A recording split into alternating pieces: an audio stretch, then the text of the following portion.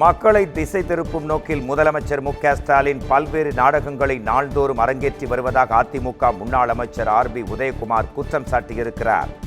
மதுரை மாவட்டம் அலங்காநல்லூர் அருகே நடைபெற்ற நிகழ்ச்சியில் பேசிய அவர், மக்கள் மீது அக்கறை இல்லாத அரசாக திமுக அரசு இருப்பதாக குறிப்பிட்டார்.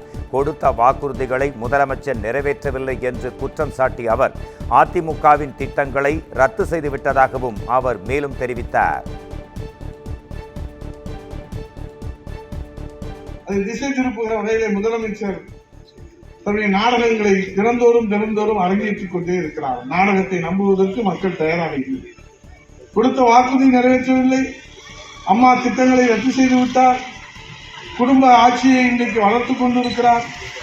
அதற்காக இன்றைக்கு அவர் பாடுபட்டுக் கொண்டிருக்கிறார். மக்கள் மீது அக்கறை இல்லாத ஒரு அரசு இந்த நாட்டிலே இருக்கிறார். இது உங்களுக்கு தெரிந்த விஷயம் தான், இது ஒன்றும் புதிய விஷயம் அல்ல.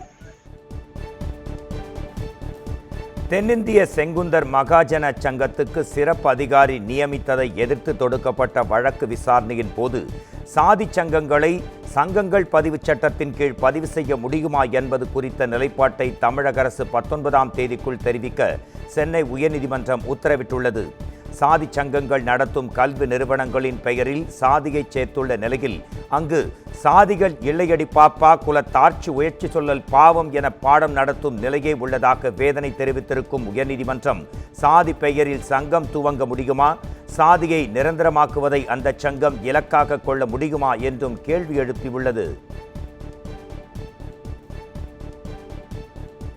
மாநகராட்சியுடன் ஊரக உள்ளாட்சி அமைப்புகளை இணைக்க வேண்டாம் என ஆட்சியரிடம் மனு அளித்தால் மறு ஆய்வு செய்யப்படும் என அமைச்சர் கே.என். நேரு தெரிவித்திருக்கிறார். அமைச்சர் கே.என். நேரு தலைமையில் மதுரை தமுக்க மைதானத்தில் ஆய்வுக் கூட்டம் நடைபெற்றது. இக்கூட்டத்தில் பேசிய அவர், மழைநீர் வடிகாலோடு சாலை வசதிகள் செய்ய வேண்டும் என்று அதிகாரிகளுக்கு அறிவுறுத்தினார். தமிழ்நாட்டில் 5.5 லட்சம் LED விளக்குகள் அமைக்கப்பட்டுள்ளன என்றும் கூடுதலாக 1,50,000 LED விளக்குகள் அமைக்கப்படும் என்றும் அவர் குறிப்பிட்டார். தமிழ்நாட்டில் ஏற்கனவே 100 அறிவுசார் மையங்கள் அமைக்கப்பட்டிருக்கும் நிலையில் கூடுதலாக தேவைப்படும் இடங்களில் அறிவுசார் மையங்கள் அமைக்கப்படும் என்றும் தெரிவித்தார். நிலுவையில் இருக்கும் குடிநீர் திட்டங்களை விரைந்து முடிக்க நடவடிக்கை மேற்கொள்ளப்படும் என்றும் அவர் மேலும் கூறினார்.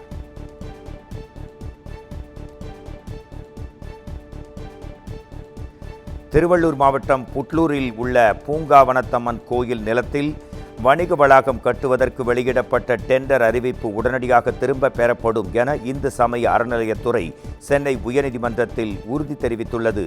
கோயிலுக்கு சொந்தமான உள்ள 2.95 ஏக்கர் நிலத்தில் வணிக வளாகம் கட்ட கோயிலின் தக்கார் டெண்டர் கோரியதை ரத்து செய்து உத்தரவிடக் கோரி பாலாஜி என்பவர் மனு தாக்கல் செய்திருந்தார். பக்தர்களின் ஆட்சேபங்களை கருத்தில் கொள்ளாமலும் சட்ட விதிகளை பின்பற்றாமலும் டெண்டர் கோரப்பட்டிருப்பதாக மனுவில் கூறப்பட்டிருந்தது. இந்த வழக்கு தலைமை நீதிபதி ஸ்ரீராம், நீதிபதி முகமது ஷஃபீக் அமர்வு முன்பு விசாரணைக்கு வந்தது.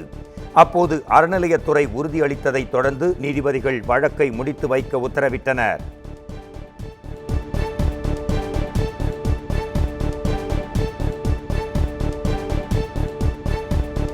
கடலூர் மாவட்டம் பன்ருட்டி அருகே அகழாய்வின் போது சங்கினால் ஆன பொருள் ஒன்று கண்டெடுக்கப்பட்டுள்ளது. மருங்கூர் பகுதியில் நடைபெற்று வரும் அகழாய்வில் இதுவரை இரும்பு பொருட்கள், ராஜராஜ சோழன் காலத்து செப்பு காசுகள், அஞ்சனக்கோல், சூது பவளம், கண்ணாடி மணிகள், ரவுலட்டட் பானை ஓடுகள் கிடைத்தன. இந்நிலையில் 360 சென்டிமீட்டர் ஆழத்தில் 7 சென்டிமீட்டர் நீளம் கொண்ட சங்கினால் ஆன பொருளின் பாதி பாகம் கண்டெடுக்கப்பட்டுள்ளது. இந்த புதிய கண்டுபிடிப்பின் மூலம் இப்பகுதியில் சங்கு அறுக்கும் தொழில் நடைபெற்றதற்கான சான்று கிடைத்திருப்பதாக தொல்லியல் ஆய்வாளர்கள் தெரிவிக்கின்றனர்.